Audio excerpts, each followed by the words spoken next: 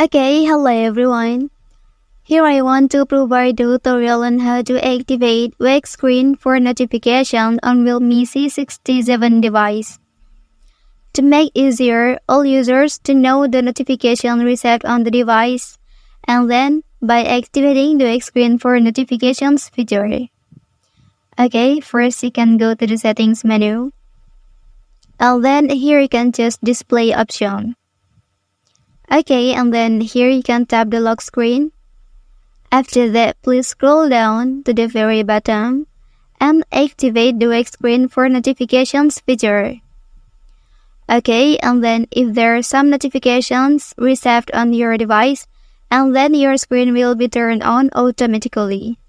Well, that's the tutorial on how to activate wake screen for notifications on Realme C67 device.